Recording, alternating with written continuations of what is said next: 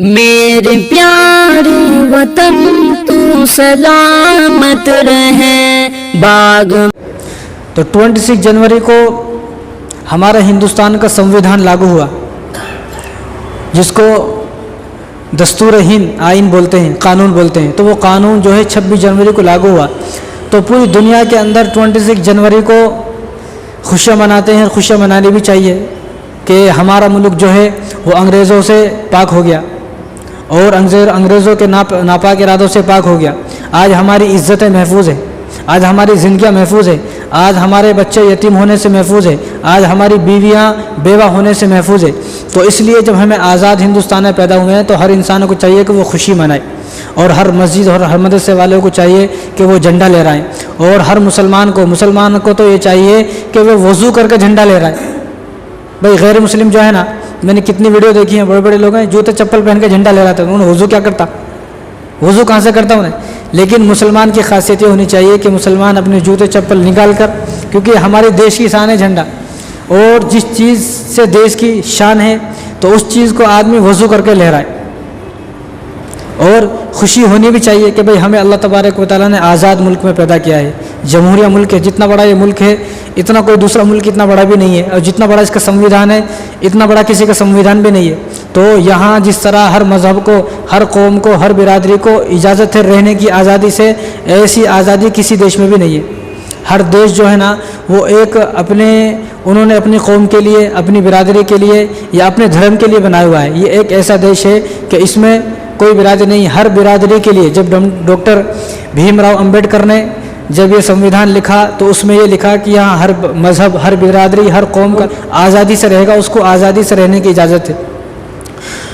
تو ہمیں چاہیے کہ ہم اپنے پرانے لوگوں کی قربانیوں کو بھولیں نہ۔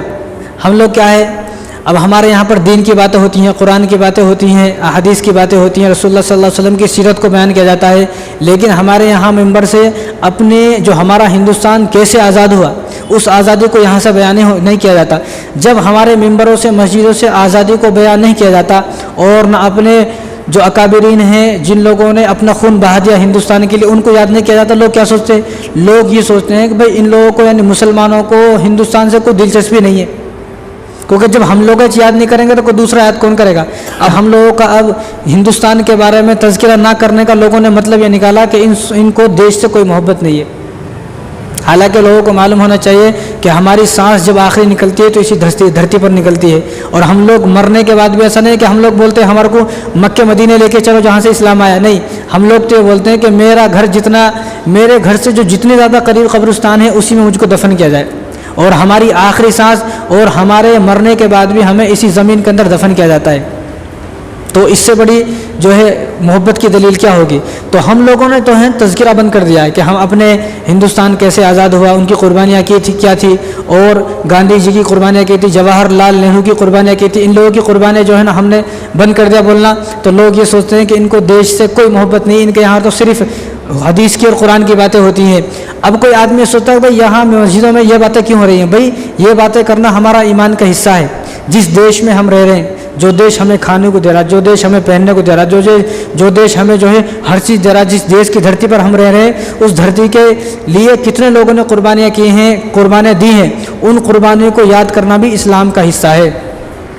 تو یہ ملک سب کا ہے، ہندو ہو، مسلمان ہو، سکھ ہو، عیسائی ہو، کوئی بھی ہو، یہ ملک سب کا ہے، اور سب نے برابر سے اس ملک کے لیے قربانی دی ہے۔